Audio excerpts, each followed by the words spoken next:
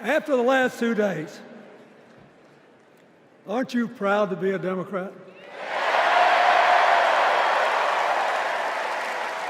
And I am very grateful to the Republicans and independents that have joined us, have been up here on the stage, and I hope they feel better about it now.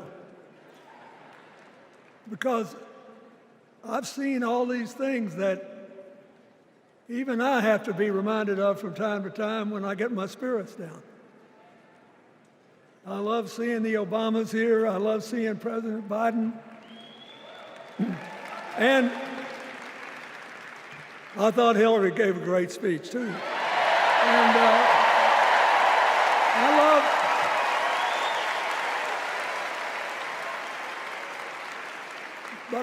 I love seeing all these young leaders. A bunch of them are coming up after me. They look better, they sound better, and they'll be exciting. I do want to say one word about President Biden. Remember, he had an improbable turn that made him president. And we were in the middle of a pandemic and an economic crash. He healed our sick and put the rest of us back to work. And he strengthened our alliances for peace and security. He stood up for Ukraine. He's trying desperately to get a ceasefire in the Middle East.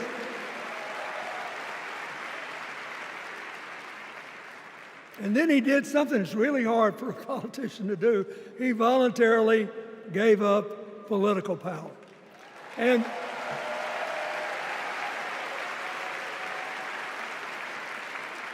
George Washington knew that, and he did it.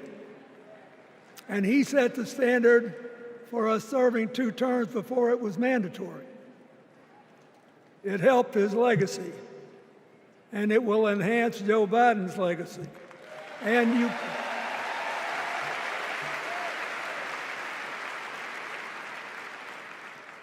it's a stark contrast to what goes on in the other party. So I want to thank him for his courage, compassion, his class, his service, his sacrifice.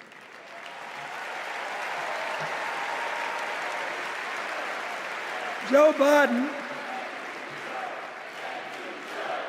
thank you. And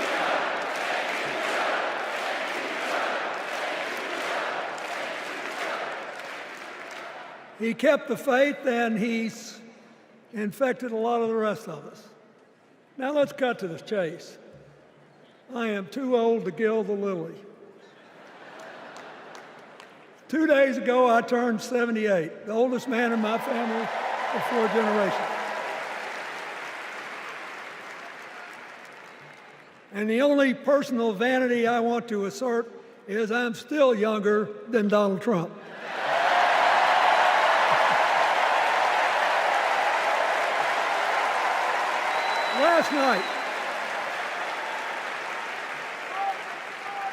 Last night, in what I thought was a very moving series of episodes, we nominated Kamala Harris and Tim Walz. And just think about that. 2 leaders with all-American but still improbable life stories. It could only happen here. Their careers, after all, started in community courtrooms and classrooms. 2 leaders who spent a lifetime getting the good job done.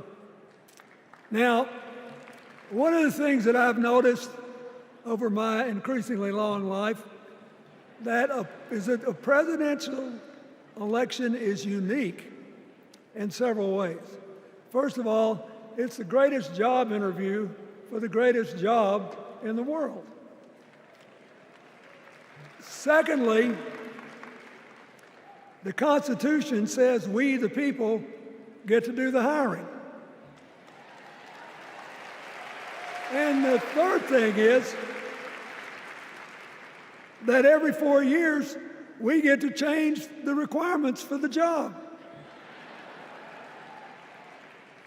So here's what I'm thinking, because I try to apply this in every election.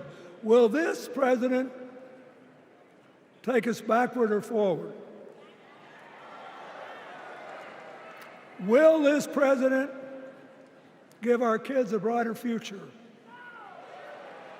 Depends. Will this president bring us together or tear us apart? Will the president increase the peace, security, and stability and freedom that we enjoy and extend it to others as we can? We, the people, we have to make a decision about these kind of questions.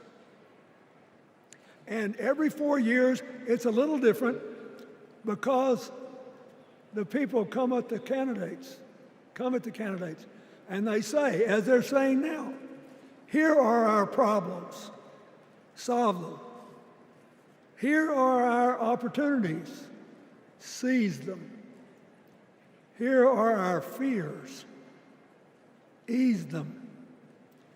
Here are our dreams, help them come true.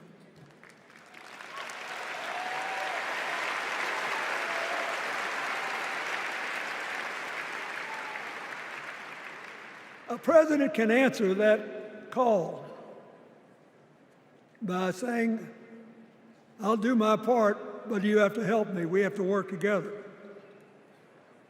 Or you can dodge what needs to be done by dividing, distracting, and diverting us. So in 2024, we got a pretty clear choice, it seems to me. Kamala Harris for the people,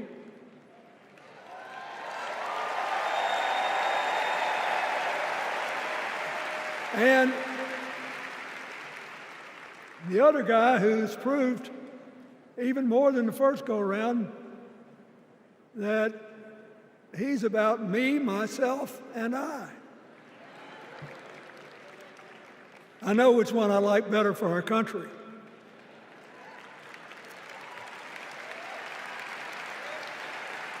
Kamala Harris will work to solve our problems, seize our opportunities, ease our fears, and make sure every single American, however they vote, has a chance to chase their dreams. You know,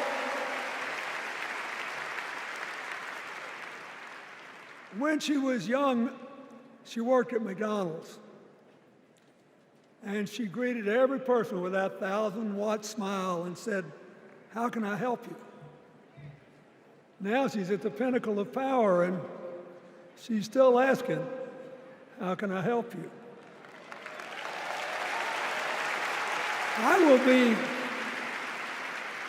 I'll be so happy when she actually enters the White House as president, because she will break my record as the president who spent the most time at McDonald's.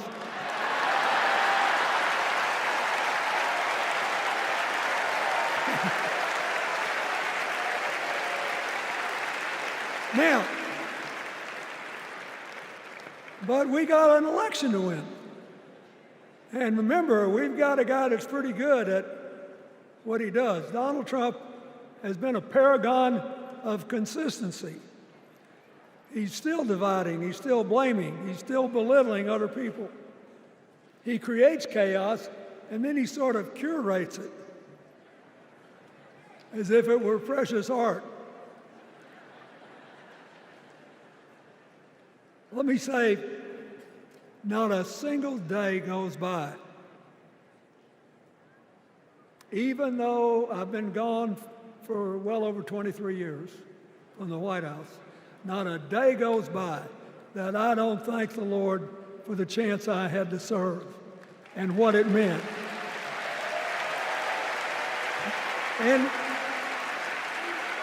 One of the reasons, thank you. Wait.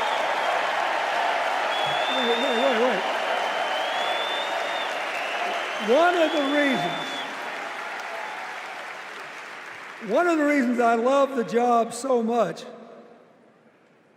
is that in the toughest times, even on the darkest days, if you tried hard enough, there was always something good you could do for somebody else. Now, some days that's not easy to do. You've got to deal with all these emergencies, or there's something going on here, there, or yonder. But Kamala Harris is the only candidate in this race who has the vision, the experience, the temperament, the will, and yes, the sheer joy to get something done.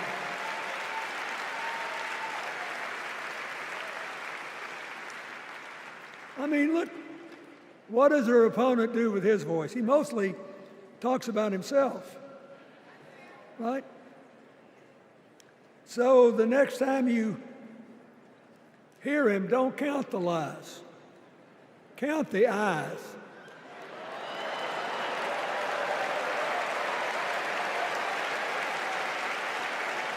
Count the eyes. His vendettas, his vengeance, his complaints, his conspiracies. He's like one of those tenors opening up before he walks out on stage, like I did, trying to get his lungs open by singing, me, me, me, me, me, me.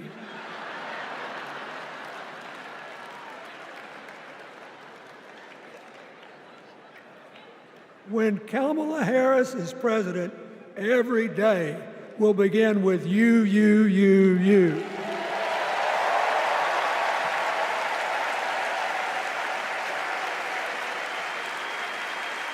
So, we got to ask ourselves the questions if we're going to hire a president. Do you want to build a strong economy from the bottom up and the middle out? Or do you want to spend the next 4 years talking about crowd size?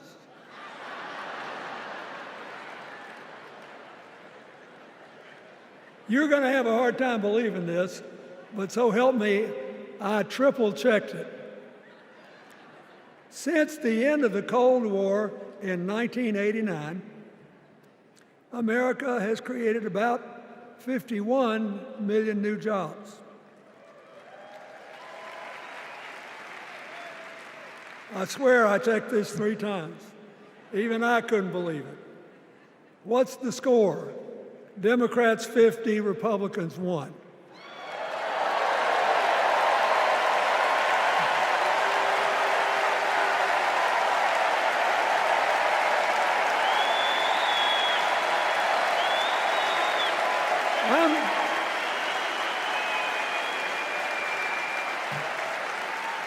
I'm glad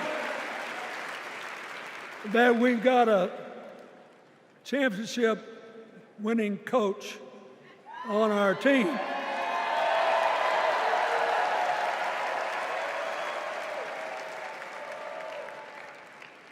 But even the most limited of us in what we know about football or any other sport knows that if you're got 50 and the other side's got 1, you're ahead.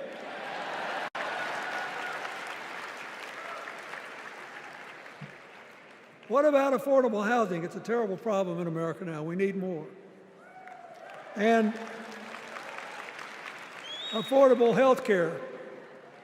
That's why the Democrats put a limit on monthly payments for insulin and a $2,000 a year out-of-pocket limit, and are trying to cover more drugs by bargaining for prices. We need more financing for small businesses. We need still to strengthen our alliances I almost croaked in the first debate of this election season when President Trump said nobody respected America anymore like they did when he was president. Wait. And with a straight face. Look, you got to give him. He's a good actor. With a straight face, he cited as evidence of the respect that existed for us when he was there the presidents of North Korea and Russia.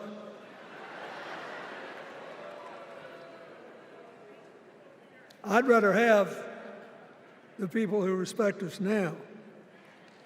And one of the things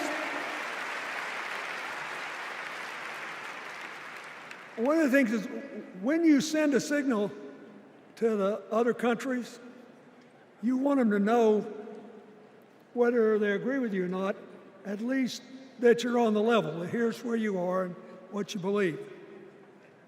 What are they supposed to make to these endless tributes to the late, great Hannibal Lecter?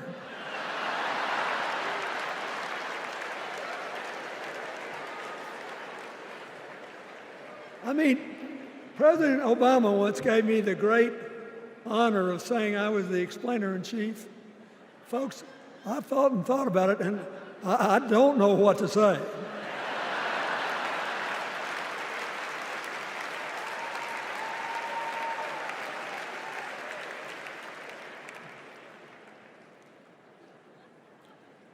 Like Hakeem Jeffries, I too want an America that's more joyful, more inclusive, more future-focused. Just think what a burden it's been on us to get up day after day after day after day, buried in meaningless hot rhetoric, when there's so many opportunities out there, so many problems that need to be solved. I want that. And that's the America Kamala Harris will lead.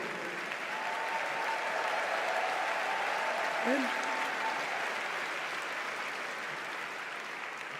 she's already made her first presidential decision, and she knocked it out of the park when she asked Governor Tim Walz to be her nominee for vice president.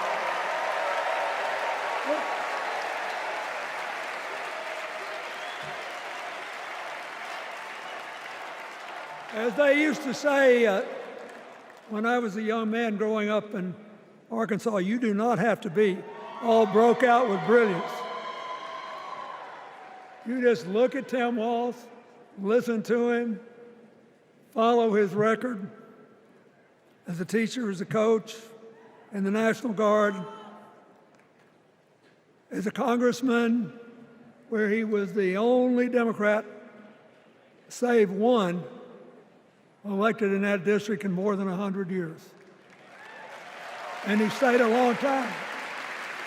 And then he became a great governor. And by all accounts, he was a crack shot who had the courage among his rural constituents to say, we do not need these assault weapons available to people who can kill our kids in school.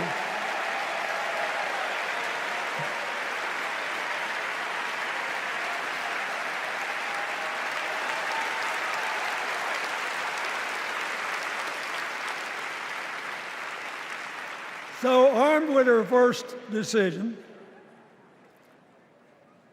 Kamala Harris confronts an interesting dilemma.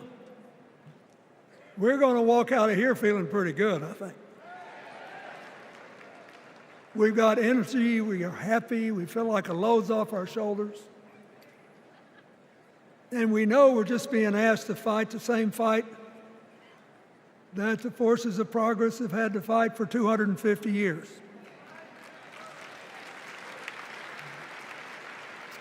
In the face of stiff and often violent opposition, we have to find a way to go forward together, where we the people make our union more perfect. So that's a good thing. How could we possibly lose? Kamala Harris has fought for kids her whole life that were left out and left behind.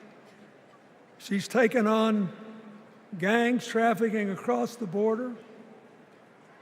She's fought to protect the rights of homeowners. She's been our leader in the fight for reproductive freedoms, and we know a majority of the American people are with us on that.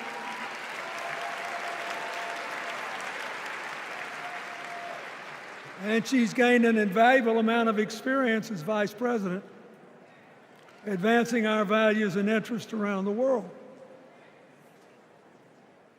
She's already said she's going to work really hard to make sure that no American working full-time lives in poverty or has to worry about their children living in poverty. She says that we got to make home ownership an achievable dream for everyone, not just a privilege. She said that and this meant a lot to me, that she would protect everybody's right to vote, whether or not they voted for her. They were citizens and they deserved the right to vote.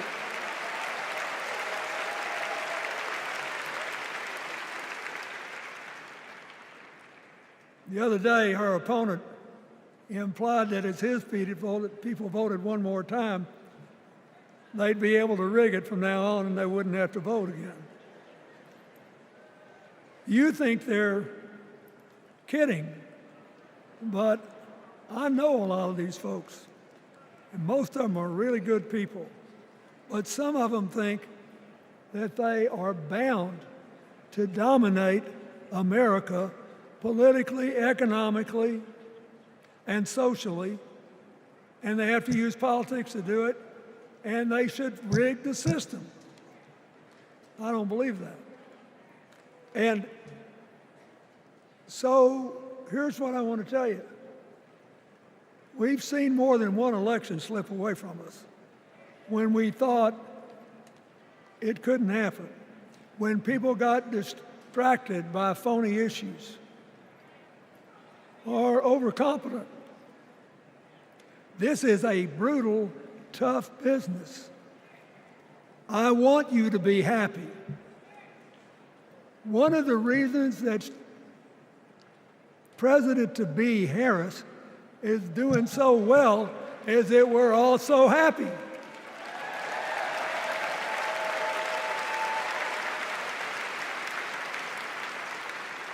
But you should never underestimate your adversary. And these people are really good at distracting us, at triggering doubt, at triggering buyer's remorse. As the Obama said so eloquently last night, they are human, you know. They're bound to make a mistake now and then. We got to be tough. And so, as somebody who spends a lot of time in small towns and rural areas in New York and Arkansas and other places, I urge you to talk to all your neighbors. I urge you to meet people where they are. I urge you not to demean them, but not to pretend you don't disagree with them if you do. Treat them with respect, just the way you'd like them to treat you.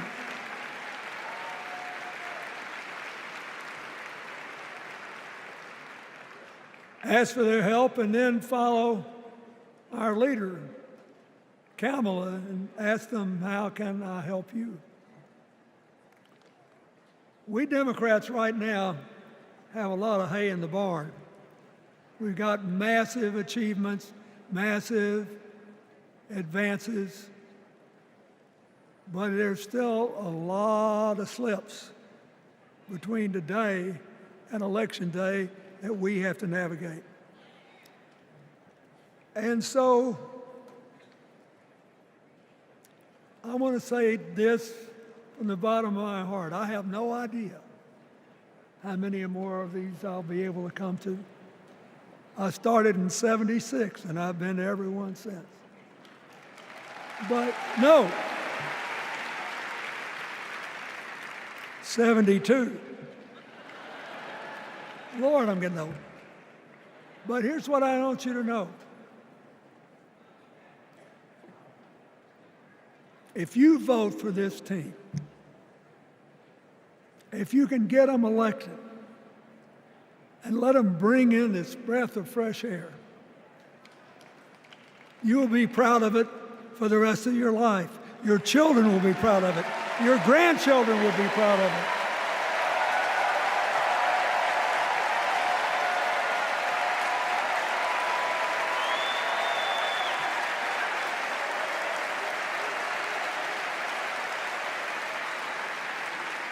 Take it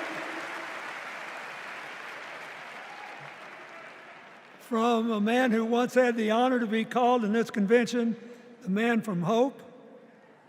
We need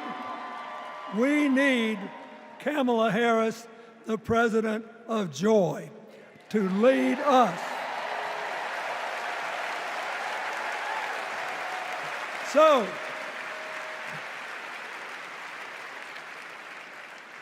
I'll be doing my part, you do yours.